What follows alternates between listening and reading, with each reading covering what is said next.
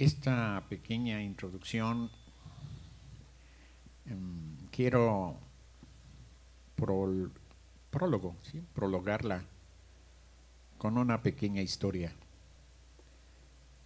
Esta historia no es mía, pero me llamó poderosamente la atención y creo que a ustedes les puede llamar la poderosa atención de sus propias vidas.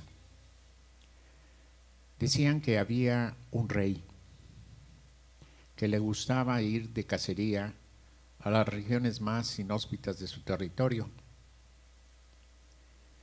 Y en una ocasión este rey fue atacado por una fiera, pero sin embargo su siervo se interpuso y mató a la fiera, pero el rey perdió un dedo. Cuando el rey llegó a su castillo, estaba muy enojado y el siervo le dijo: gracias a mi Dios tienes la vida, aunque hayas perdido un dedo. Pero estaba tan enojado que lo mandó a un calabozo, porque según el rey debería haber sido más bravo y no permitir que esa bestia le quitara un dedo. Sucedió que pasó el tiempo y este rey volvió a ir de cacería, pero en esta ocasión fue hecho prisionero por una tribu salvaje de su propio territorio. Entonces todos estaban muy contentos, los salvajes, porque tenían una víctima para sacrificar a su Dios. Y sucede que tomaron al rey, lo subieron pues a una especie de altar para sacrificarlo, pero de repente el brujo principal le vio la mano y esa mano le faltaba un dedo. Entonces dijo el brujo: este es un sacrificio imperfecto, sáquenlo, tírenlo, llévenselo. Y de esa manera este rey salvó su vida por la falta de un dedo, porque el sacrificio que demandaban era un sacrificio de un hombre completo. Entonces, cuando llegó este rey a su palacio, llamó a su siervo con un poco de remordimiento por haberle, puesto en custodia. Y este rey le preguntó al siervo: tú que confías tanto en ese Dios que defiendes, dime, ¿por qué permitió que yo fuera salvado por falta de un dedo? Y el siervo dijo: también Dios permitió salvarme mi vida por haberme metido en un calabozo. Porque si yo hubiera ido contigo, en vez de haberte sacrificado a ti, me hubieran sacrificado a mí porque no me faltaba ni un dedo. Entonces aquí hay sabiduría. A veces los acontecimientos son extraordinarios y nos enojamos con ellos, pero atrás de estos acontecimientos está la suprema voluntad de Dios. ¿Qué les parece este cuento?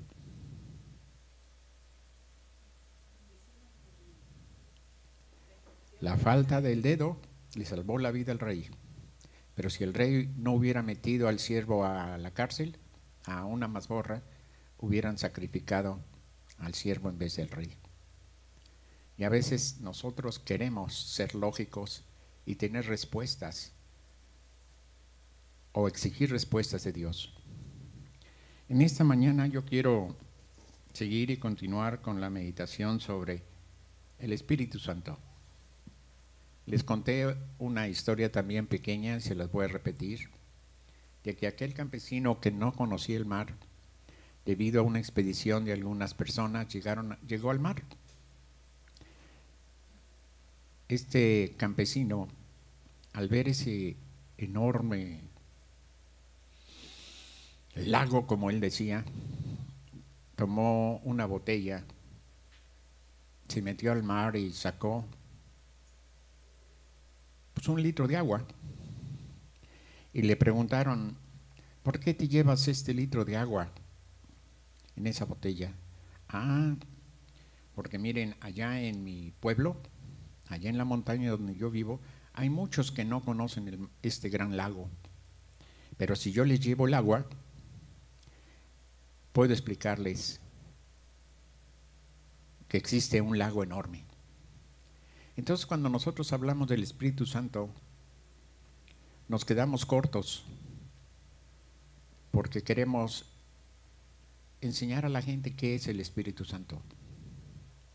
Y somos como ese campesino que queremos que con un litro de agua de mar pueda la gente entender qué es el mar.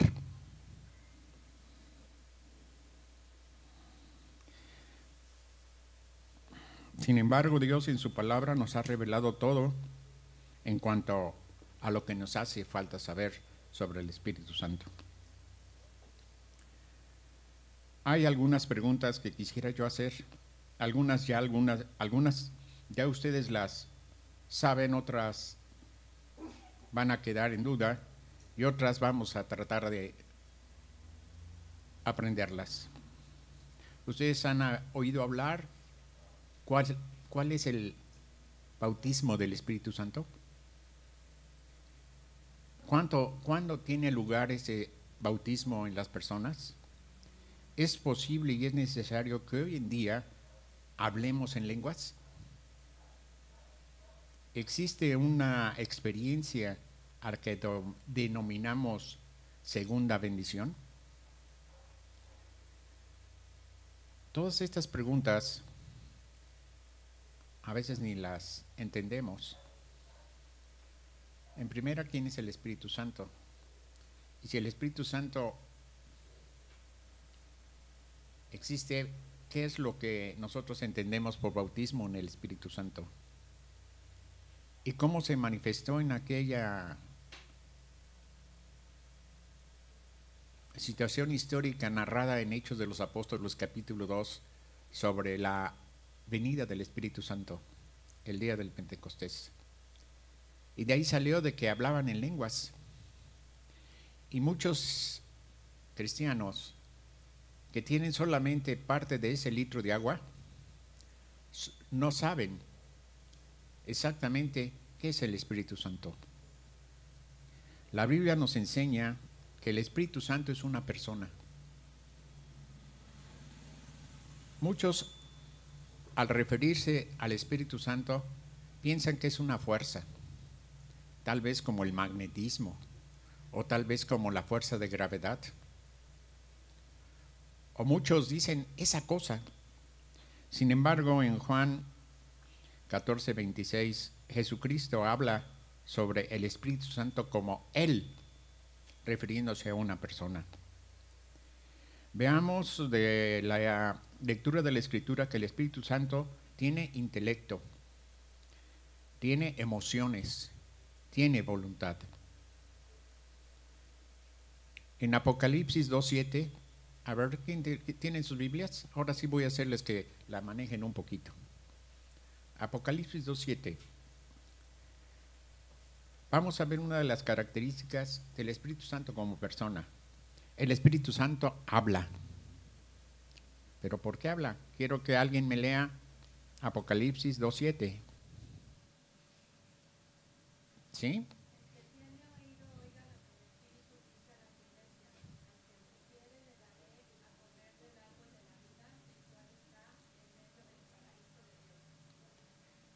El que tiene oídos, oiga.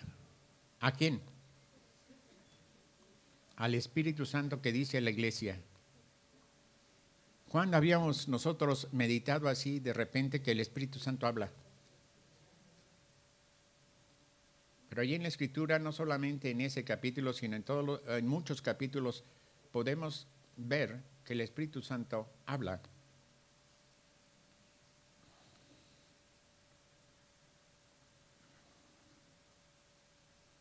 Acuérdense en el libro de los Hechos 13:2, hablamos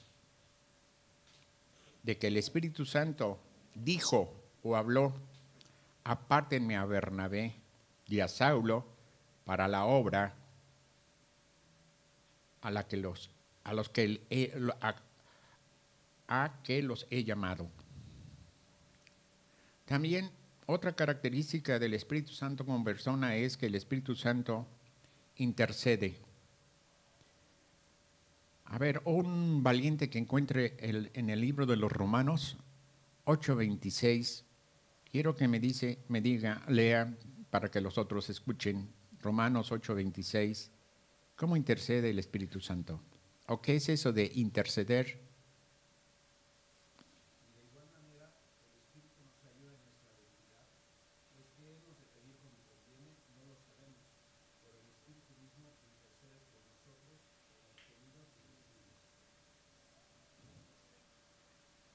Señor, yo no sé pedirte las cosas, pero te pido por medio de tu Espíritu Santo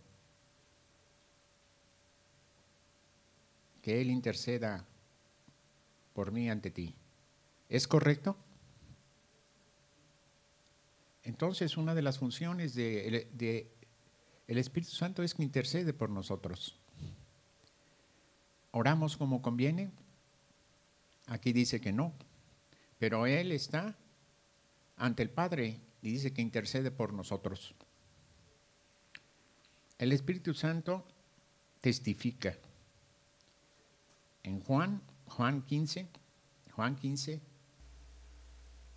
versículo Juan 15, 26, ahí encontramos esta característica de que el Espíritu Santo como una persona testifica. ¿Qué dice Juan 15, 26?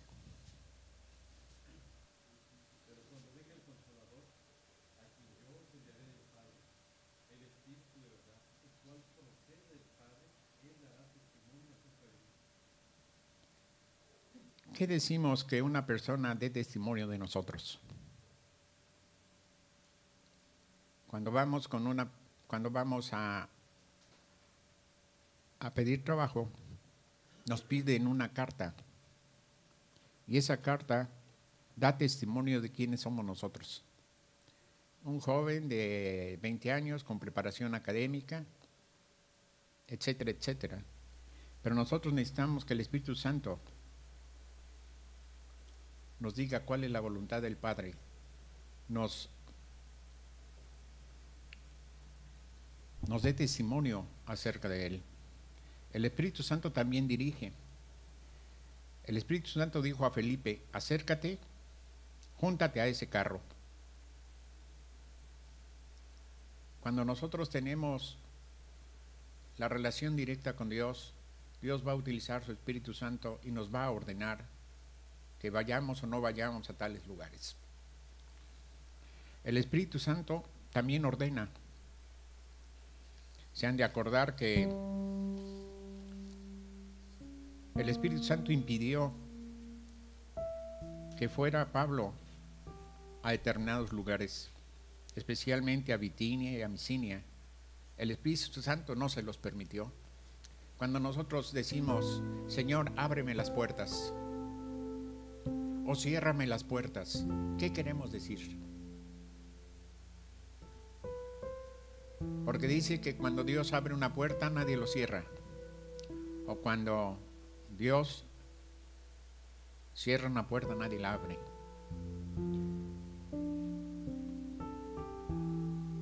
El Espíritu Santo no se le puede mentir. ¿Qué le pasó a nuestro hermano Ananías y a su esposa?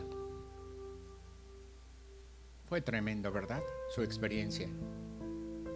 Se pusieron de acuerdo de vender una propiedad que era suya y podían haberse quedado con todo el dinero, pero llegaron con Pedro y nada más le pasaron una cuarta. Sin embargo, Pedro dijeron: no me han mentido a mí, han mentido al Espíritu Santo, han mentido a Dios. El Espíritu Santo puede ser blasfemado, pero ¿cuál es la consecuencia de esa blasfemia? Mateo 12, 31 y 32. Quiero que lo lean. Yo aquí lo tengo, pero quiero que ustedes intervengan también. Mateo 12, 31 y 32.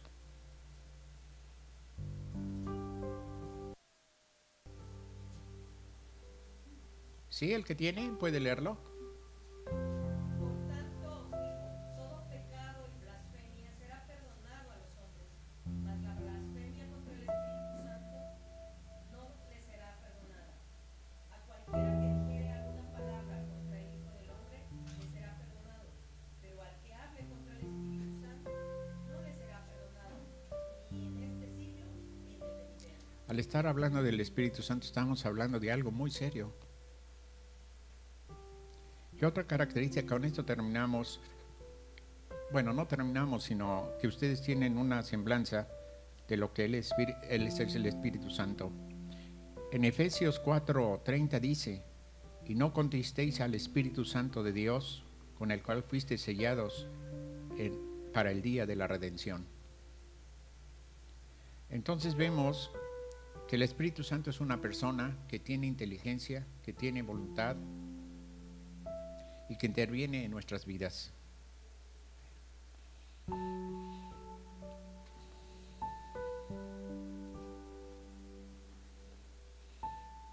Vemos que Dios el Padre es Dios, Dios el Hijo es Dios y el Espíritu Santo es Dios. Y muchos de nosotros no concebimos eso. Eso nos lleva al estudio de la Trinidad, que es algo complejo y algo misterioso. Sin embargo, tenemos algunas indicaciones de esa igualdad del Espíritu Santo ante el Dios Supremo. Rápidamente yo les digo que el Espíritu Santo es eterno. Esto quiere decir que nunca hubo un momento en el que no haya existido. En Lucas 1:35, quiero que busquen. Aquí lo tengo, pero quiero que ustedes intervengan. El Espíritu Santo es todopoderoso, que son características de la personalidad de Dios. ¿Y qué dice? Respondiendo el ángel le dijo, el Espíritu Santo vendrá sobre ti, y el poder del Altísimo te cubrirá con su sombra, por lo cual también el santo ser que nacerá será llamado Hijo de Dios. El Espíritu de Dios es todopoderoso. ¿Sí? El Espíritu Santo está presente en todas partes, es decir, omnipresente. Y eso lo podemos encontrar en una alabanza que da Salomón en el Salmo 139:7. ¿Y de dónde huiré de tu presencia? El Espíritu Santo sabe todo, es omnisciente. Y esto lo podemos encontrar en 1 Corintios 2, 10 y 11. 1 Corintios 2, 10 y 11. ¿Quién lo tiene? Con dos características más y nos vamos.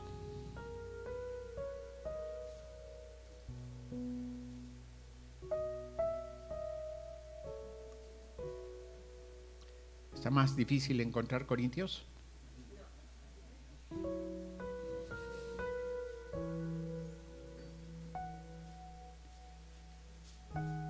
Primera de Corintios 2, 10 y 11. A ver qué dice. Pero Dios nos la reveló a nosotros por el Espíritu, porque el Espíritu todo lo escudriña, aún lo profundo de Dios, porque ¿quién de los hombres sabe las cosas del hombre sino el Espíritu del hombre que está en él? Así tampoco nadie conoció las cosas de Dios, sino el Espíritu de Dios. Ustedes se imaginan en la frase última que habló nuestro hermano, así tampoco nadie conoció las cosas de Dios, sino el Espíritu de Dios. El Espíritu Santo es llamado Dios. Y esto lo encontramos en Hechos. A ver, Hechos 5, 3 y 4. Hechos 5. A ver, otro que no haya intervenido. ¿No conocen su Biblia? Es necesario que le va ¿Qué dice?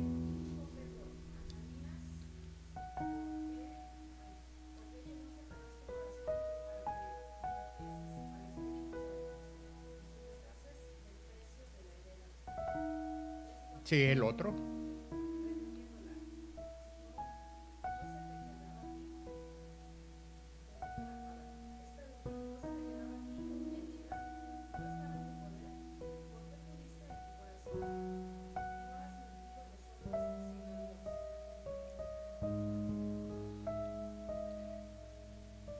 El Espíritu Santo también es creador. Rápidamente, Génesis 1:1. ¿Qué dice? Génesis 1:2, perdón. Génesis 1:2. ¿Qué dice?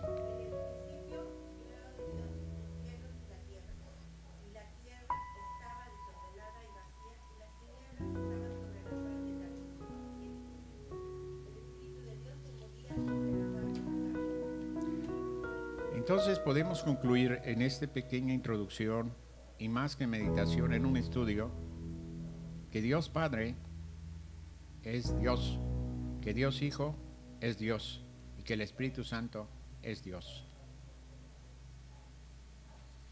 Por eso cuando nosotros pedimos,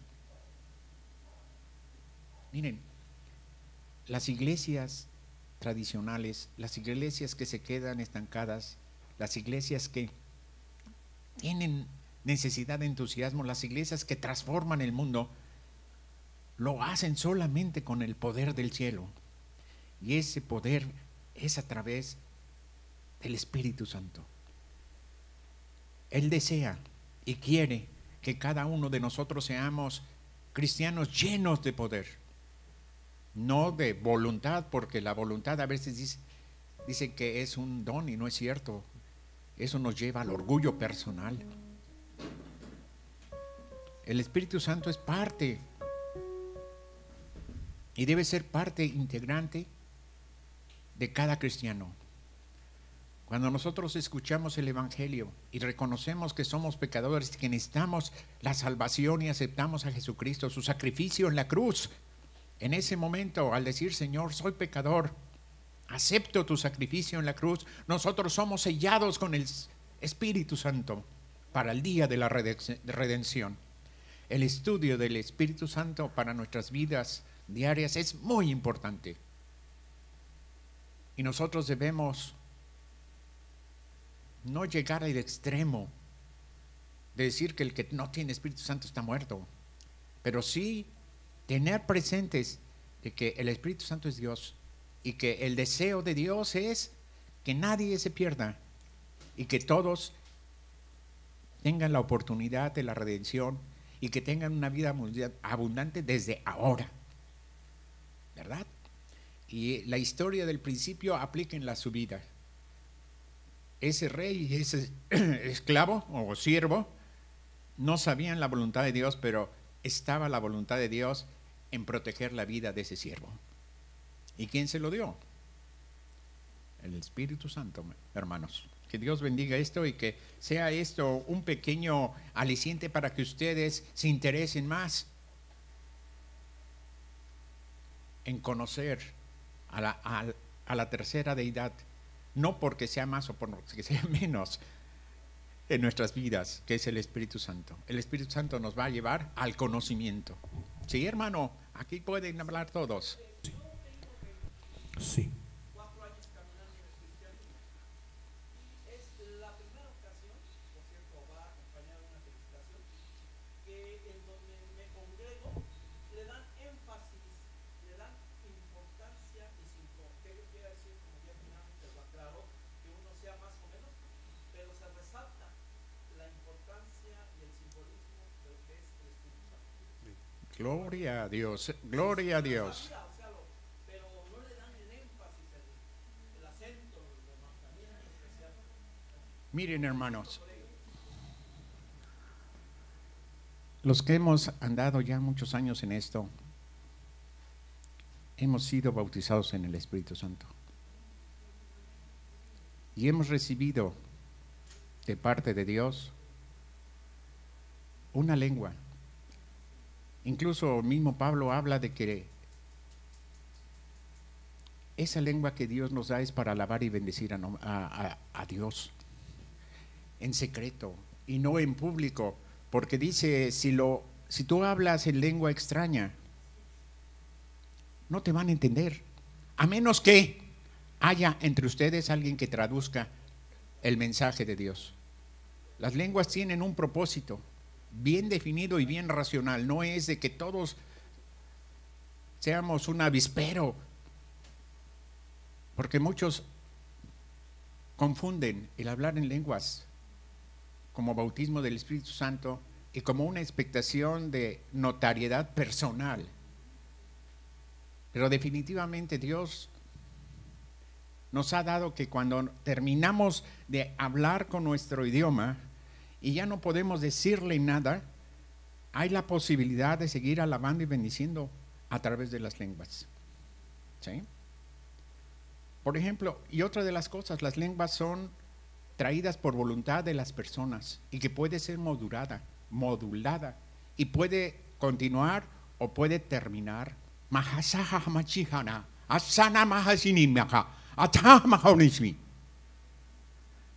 Eso es para el Señor, no para ustedes.